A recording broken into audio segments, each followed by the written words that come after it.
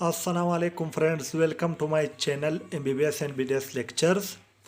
Today our topic is related to general medicine chronic hepatitis. Already we studied about acute hepatitis, but today is chronic hepatitis. Before going to topic outline, if you want to watch the same topic, the same lecture in English, I already upload the same lecture in English. Go and watch that video on my channel. But if you want to watch in Urdu, Hindi, then this video is for you. तो आज के topic outline में हम क्या पढ़ेंगे? हम chronic hepatitis की definition पढ़ेंगे, हम उसकी काजेज़, उसकी क्लिनिकल फीचर्स, उसकी कॉम्प्लिकेशन, उसकी इन्वेस्टिगेशंस और उसकी ट्रीटमेंट पढ़ेंगे। सबसे पहले है डिफिनेशन।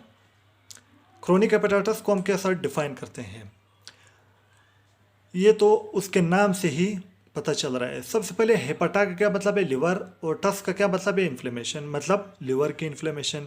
कौन सी? क्रोनिक। तो डिफिनेशन क्या हुआ कि ये क्रोनिक इन्फ्लेमेशन है लिवर की। जैसे हमने एक्यूट हेपेटाइटिस में हमने क्या पढ़ा कि ये क्या है? ये एक्यूट इन्फ्लेमेशन है लिवर की, लेकिन 6 महीने से पहले, 6 महीने से पहले। लेकिन यहाँ क्या है, या इसका डिफिनेशन क्या है? Chronic inflammation and necrosis of liver at least for 6 month. कम से कम 6 महीने हुए हों, 6 महीने से ज़्यादा भी हों, लेकिन कम से कम 6 महीने हुए हों क्रोनिक इन्फ्लेमेशन और नेक्रोसिस वो लिवर की। तो ये क्या है? Chronic hepatitis. एक्यूट हेपेटाइटिस में हमने पढ़ा, उसमें नेक्रोसिस की बात नहीं थी। उसमें क्या था कि acute inflammation of liver with in 6 month, 6 months के अंदर, यानी 4 महीने, 5 महीने, 3 महीने। लेकिन यहाँ क्या डिफिनेशन है? Chronic inflammation and necrosis of liver at least for 6 month. Chronic inflammation and necrosis of liver at least for 6 month, ये क्या है? ये क्रोनिक हेपेटाइटिस कहलाता है। दूसरे नंबर पर काजेस। काजेस में क्या है? सबसे पहले है वायरसेस। कौन से वायरस? हेपेटाइटिस बी, सी, डी। ये याद रखना है। एक्यूट हेपेटाइटिस में हमने पढ़ा था कि हेपेटाइटिस ए, बी, ई, ये 3 ए, बी, ई एक्यूट हेपेटाइटिस काज करते हैं। बी, सी, डी ये क्रोनिक हेपेटाइटिस काज करते हैं। तो बी तो दोनों में है। बी एक्यूट हेपेटाइटिस भी काज करता है, हेपेटाइटिस बी वायरस, और क्रोनिक भी काज करता है, लेकिन ए सिर्फ एक्यूट काज करता है।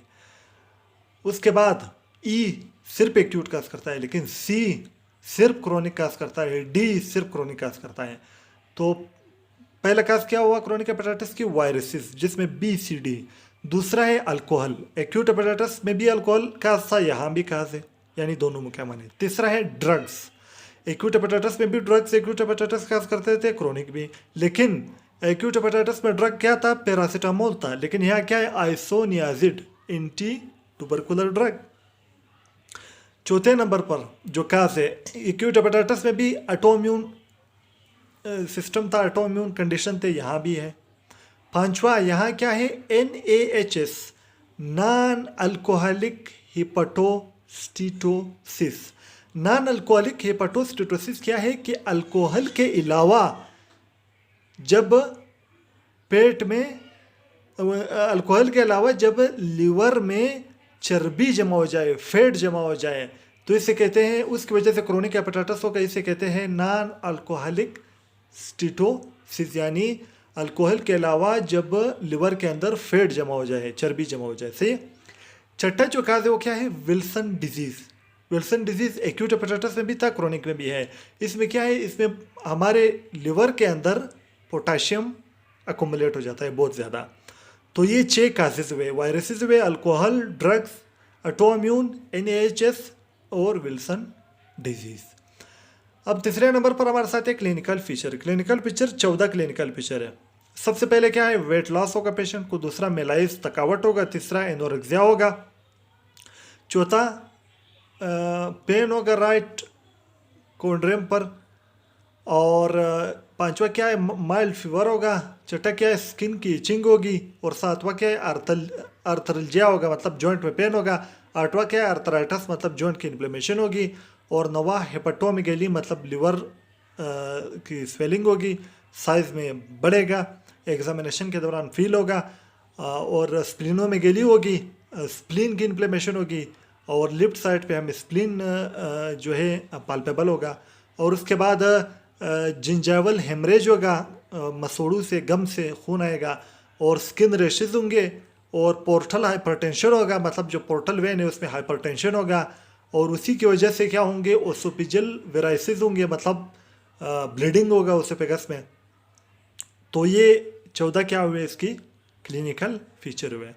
अब हमारे साथ एक कॉम्प्लिकेशन में क्या होगा, एक्यूट हेपेटाइटिस में हमने पढ़ा था कि उसमें भी लिवर सिरोसिस हो सकता है, और उसमें एक्यूट हेपेटाइटिस क्रोनिक में चेंज हो सकता है। लेकिन यहाँ कॉम्प्लिकेशन दो है, एक है लिवर सिरोसिस होगा, और दूसरा क्या होगा, लिवर कैंसर होगा। तो ये दो कॉम्प्लिकेशन है क्रोनिक हेपेटाइटिस के। उसके बाद है इन्वेस्टिगेशन में हम LFT करेंगे, लिवर फंक्शन टेस्ट करेंगे। दूसरा हम अल्ट्रासोनोग्राफी करेंगे, मतलब अल्ट्रासाउंड करेंगे। तीसरा हम लिवर की बायोप्सी करेंगे, और चौथा हम सीरोलॉजिकल वायरल मार्कर करेंगे, जैसे कि हेपेटाइटिस ए वायरस की जो एंटीजन है वो करेंगे। सेम इसी तरह HAAG जो हेपेटाइटिस ए वायरस एंटीजन है, सेम इसी तरह हेपेटाइटिस B वायरस के लिए, C के लिए, D के लिए इसी तरह। उसके बाद है उसके बाद 5वें नंबर पर जो इन्वेस्टिगेशन है वो है ऑटो इम्यून मार्कर्स हम करेंगे, जिसमें ANA आता है, एंटी न्यूक्लियर एंटीबॉडी, यानी ऑटो एंटीबॉडीज़ देखेंगे, जो हमने पढ़ा कि ये ऑटो इम्यून कंडीशन की वजह से भी हो सकता है। तो ये 5 है इसकी इन्वेस्टिगेशन। उसके बाद हमारे साथ है ट्रीटमेंट में हम क्या करेंगे, सबसे पहले जो स्पाइसी फूड है पेशेंट को बोलेंगे उसको अवॉइड करें। दूसरा जो है पेशेंट फैटी फूड को अवॉइड करें, और उसके बाद खास रिमूव करेंगे, जैसे कि अगर खास जो है अल्कोहल हो तो उसको रिमूव करेंगे, या ड्रग आइसोनियाजिड हो तो उसको हम रिप्लेस करेंगे। उसके अलावा आइसोनियाजिड के अलावा जो है और ड्रग भी है, जैसे कि मिथाइल डोपा भी जो है वो क्रोनिक हेपेटाइटिस काज कर सकता है। उसके बाद जो है अगर वायरस काज हो तो एंटीवायरल ड्रग्स देंगे, जिसमें हमारे साथ इंटरफेरोन है, रिबाविरिन है, एसाइक्लोवियर है। तो ये हमारे साथ आज क्रोनिक हेपेटाइटिस भी कंप्लीट हुआ, जिसके टॉपिक आउटलाइन में थे उसकी definition, causes, clinical feature, complication, investigation, treatment. तो ये हमने डिटेल में पढ़ लिया। तो दोस्तों, अगर आप लोगों को वीडियो अच्छी लगी हो तो वीडियो को लाइक करो, ज़्यादा से ज़्यादा वीडियो को अपने दोस्तों के साथ शेयर करो, और अगर चैनल पर पहली बार आए हो तो चैनल को सब्सक्राइब करो, रेड बटन को प्रेस करो, और बेल आइकन को क्लिक करो, और ऑल नोटिफिकेशन को ऑन करो, ताकि मेरे हर नई आने वाली वीडियो की नोटिफिकेशन सबसे पहले आप तक पहुंचे। दोस्तों, वीडियो देखने का बहुत बहुत शुक्रिया। अल्लाह हाफिज़।